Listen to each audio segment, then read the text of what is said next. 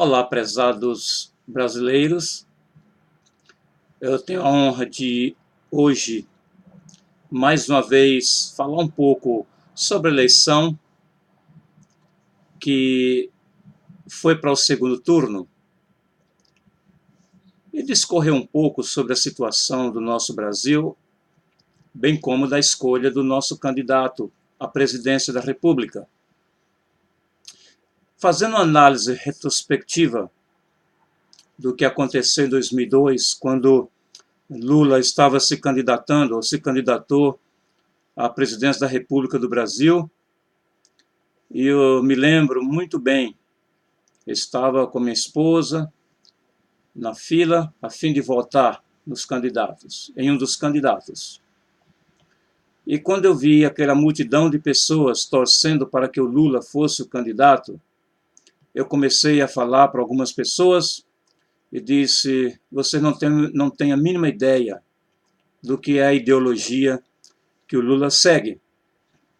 E muitas pessoas querendo mudança, achavam que o Brasil não estava bem, criticavam o militarismo, dizendo que era ditadura, e outras coisas do gênero.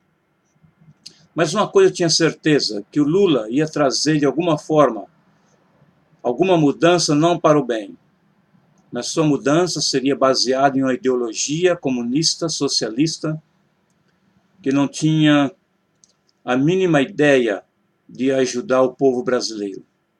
Antes, a ideia de querer fazer uma revolução, querendo trazer transformações sociais, não para o bem, mas sim para o mal, para a esquerda de outra forma. O povo brasileiro, principalmente o nordestino, e eu sou um deles, não estava muito consciente das decisões que poderíamos tomar, exceto alguns que eram esclarecidos e sabiam do resultado da eleição do Lula.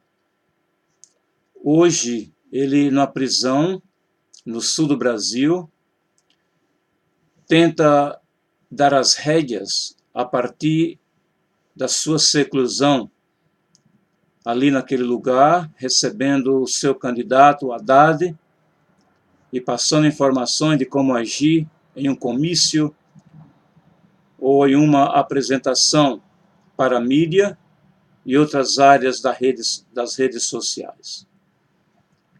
Como eu já falei antes, eu não sou nenhum candidato, não pretendo ser, porque sou um pregador do Evangelho, mas gostaria de repetir porque a minha ação e a minha reação à esquerda, porque muita gente no Brasil não tem a mínima ideia do que é a esquerda.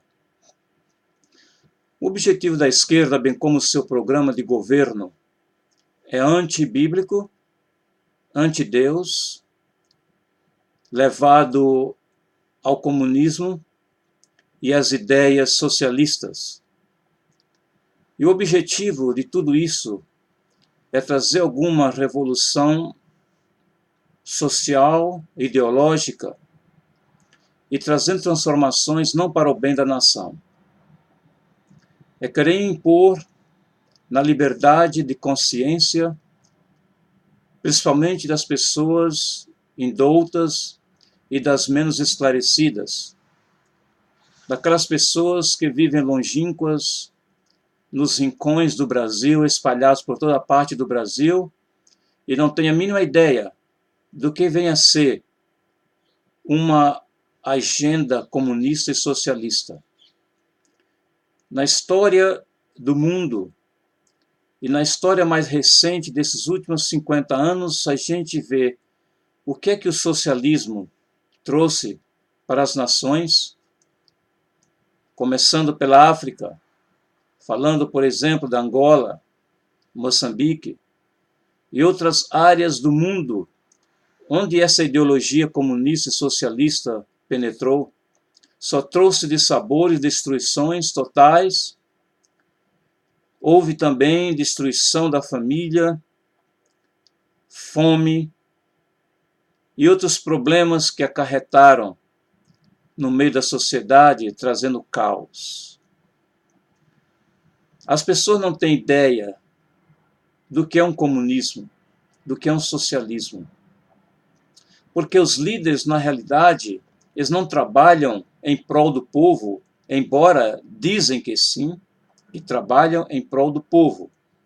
Mas a realidade não é essa. Nós temos um exemplo no Brasil, atualmente, dos nossos ex-presidentes, que inclui o Lula e depois a Dilma. Essas pessoas encheram seus bolsos, entregaram a nossa nação ao esmo de uma eleição que muitas vezes foi fraudulenta a fim de manter no poder. E o Brasil, no momento que passa por uma das maiores transformações sociais e ideológicas, precisa de um homem cuja agenda e plano de governo seja mais bíblico, seja mais aquele que agrada os parâmetros da palavra de Deus.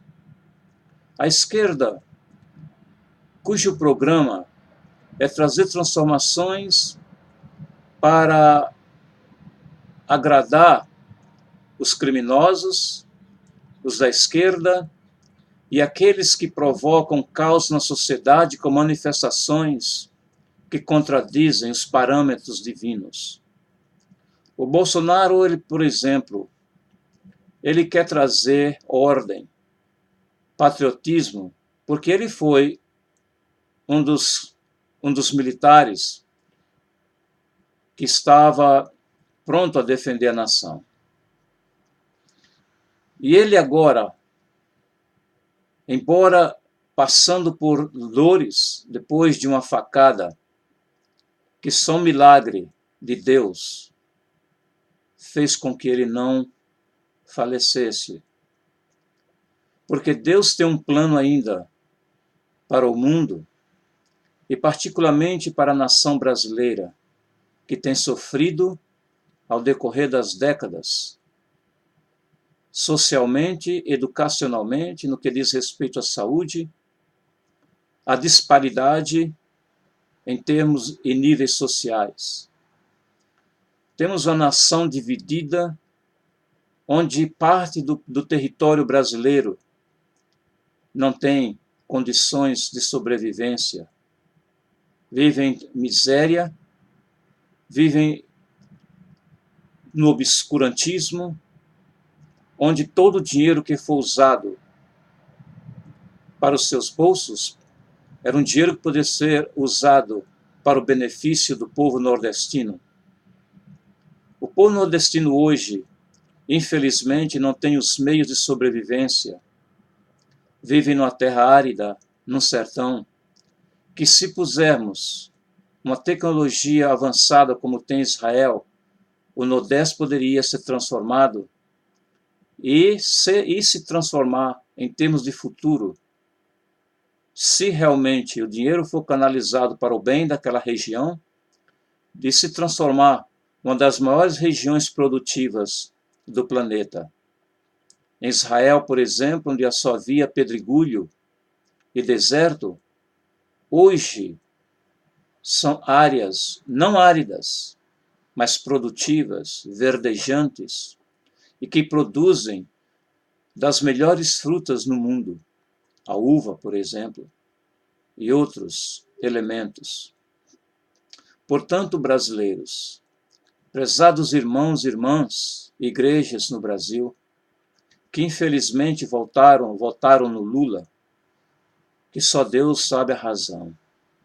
Hoje, devemos olhar para cima e pedir a direção de Deus, para que Deus ainda nos dê uma porta para passarmos por ela e encontrarmos a solução que é só em Jesus Cristo.